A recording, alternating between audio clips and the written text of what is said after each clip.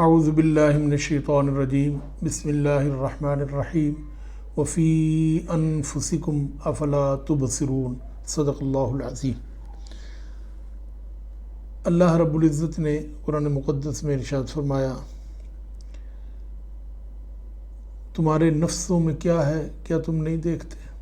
یہ صوفیہ کرام کا اخلاق تھا کہ وہ لوگوں کے عیب تلاش کرنے کی بجائے اپنے عیب تلاش کرتے تھے، اور اس آیت پر مکمل طور پر عمل کرتے تھے کہ تمہارے نفسوں میں کیا ہے، تو کیا تم دیکھتے نہیں ہو کہ تم خود کیا کر رہے ہو؟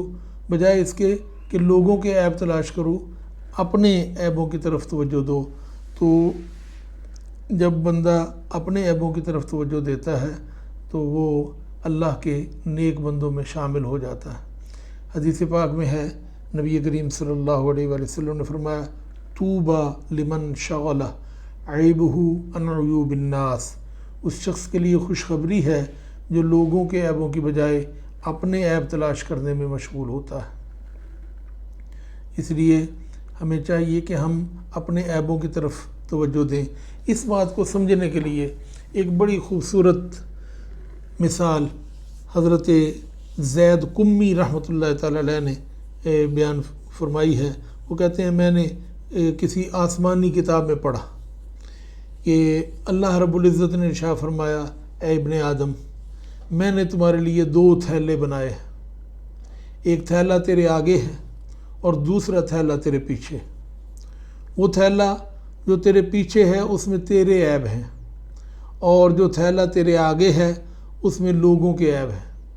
اگر تو اس تھیلے کی طرف دیکھے جو تیرے پیچھے ہے تو تجھے آگے والے تھیلے میں دیکھنے سے روک دے گا۔ اللہ اکبر! کیا خوبصورت بات ہے کہ تو اپنے عیب دیکھے پیچھے والے تھیلے میں تو اگلا تھیلا پھر تجھے نظر نہیں آئے گا۔ جب بندہ اپنے عیب دیکھنا شروع کر دے تو اس کو پتہ چلتا ہے کہ یہ عیب تو میرے اندر دوسروں سے زیادہ ہیں، تو پھر وہ دوسروں کے عیب نہیں دیکھتا۔ تو اللہ رب العزت نے جو تھیلے جو لگائے ہیں نا، ان تھیلوں کی طرف توجہ دیں کہ آگے والے تھیلے میں دیکھنا ہے یا پیچھے والے تھیلے میں۔ آگے جب ہم دیکھتے ہیں تو دوسروں کے عیب نظر آتے ہیں، پیچھے جب دیکھیں گے تو اپنے عیب نظر آئیں گے۔ اپنے عیبوں کو دیکھیں، دوسروں کو نہ دیکھیں۔ حضرت زید قمی رحمۃ اللہ تعالی علیہ فرماتے ہیں، ایک شخص کو اپنے عیوب کا یقین ہوتا ہے، اس کے باوجود وہ ان کو پسند کرتا ہے۔ یعنی اسے پتہ ہے کہ میں عیب کرتا ہوں، لیکن اس کے باوجود وہ پسند کرتا ہے۔ کوئی بات نہیں، یہ میرا عیب ہے۔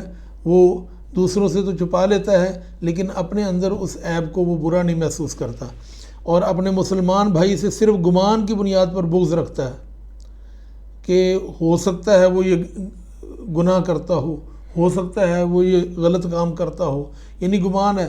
اس دوسرے کا عیب دیکھا نہیں ہے، لیکن گمان میں اپنے ذہن میں یہ سوچ لیا کہ ضرور اس نے کوئی غلط کام کیا ہوگا۔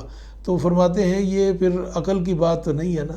عقل تو یہ ہے کہ جن گناہوں کا تمہیں خود سے پتہ ہے کہ یہ گناہ تم کرتے ہو، ان کو چھوڑو، بجائے اس کے کہ دوسروں کے عیبوں کی تلاش میں کرو۔ حضرت سیدنا بکر بن عبداللہ مزنی رحمۃ اللہ تعالی علیہ فرماتے تھے، جب تم کسی شخص کو دیکھو کہ وہ لوگوں کے عیبوں کا وکیل بنا ہوا ہے، کہ وہ لوگوں کے عیب بیان کرتا ہے کہ اس میں یہ عیب ہے، اس میں یہ عیب ہے، اس میں یہ عیب ہے، تو حضرت بکر بن عبداللہ مزنی فرماتے ہیں کہ اگر وہ لوگوں کے عیبوں کا وکیل بنا ہوا ہے تو جان لو کہ وہ اللہ تعالیٰ کا دشمن ہے، اور اللہ تعالیٰ کی خفیہ تدبیر کا شکار ہے۔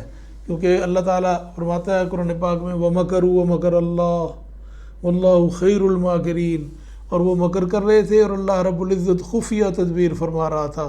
وَاللَّهُ خَيْرُ الْمَاكِرِينَ، اللہ رب العزت بہترین خفیہ تدبیر فرمانے والا ہے۔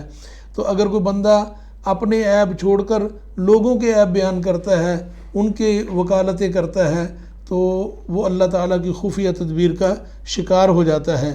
اس لیے ضروری ہے کہ ہم اس بات کا خیال رکھیں کہ ہم دوسروں کے عیبوں کی طرف توجہ نہ کریں۔ امیر المومنین حضرت سیدنا عمر بن خطاب رضی اللہ تعالیٰ عنہ اکثر فرمایا کرتے تھے، اللہ تعالیٰ اس شخص پر رحم فرمائے جو میرے عیب مجھے بتاتا ہے۔ یعنی وہ یہ پسند فرماتے تھے کہ کوئی شخص انہیں ان کے عیب بتائے کہ آپ کے اندر یہ عیب ہے، اور فرماتے کہ اللہ تعالیٰ اس کے اوپر رحم فرمائے۔ حضرت سیدنا عبداللہ تیمی رحمۃ اللہ تعالیٰ علیہ فرماتے تھے کوئی بھی شخص لوگوں کے اسی قدر عیب بیان کرتا ہے جتنے خود اس میں پائے جاتے ہیں، یعنی جب بندے کو کسی کے عیب نظر آئیں تو دراصل وہ اس کے اپنے اندر عیب ہوتے ہیں، اس لیے وہ دوسروں کے عیب اس کو نظر آتے ہیں۔ اگر اس کے اپنے اندر عیب نہ ہوں، کیونکہ نبی کریم صلی اللہ علیہ وآلہ وسلم کا فرمان ہے مومن کا آئینہ ہے، جب وہ کسی مومن کو دیکھتا ہے تو اس کو اپنی شکل اس میں نظر آتی ہے۔ اگر وہ اس کی اچھائی بیان کرے گا تو اس کا مطلب ہے کہ اس بندے کے اندر اچھائیاں موجود ہیں، اگر وہ اس کے عیب بیان کرے گا تو اس کا مطلب یہ ہے کہ اس کے اندر خود سے عیب موجود ہیں اور وہ اپنے عیب ہی لوگوں کو بتا رہا ہے، جتنے عیب اس کے اندر ہیں اتنے عیب ہی وہ دوسروں کے اندر دیکھتا ہے۔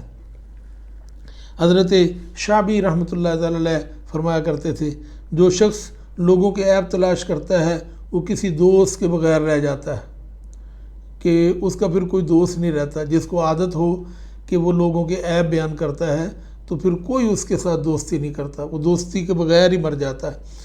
آپ فرماتے ہیں ہمیں یہ خبر پہنچی کہ لوگ حضرت امیر المومنین علی المرتضیٰ کرم اللہ تعالی وجہ الکریم کے پاس ایک ایسے شخص کو لے کر آئے جس پر حد لگانا تھی، لوگ اس کے گرد ٹڈیوں کی طرح تھے۔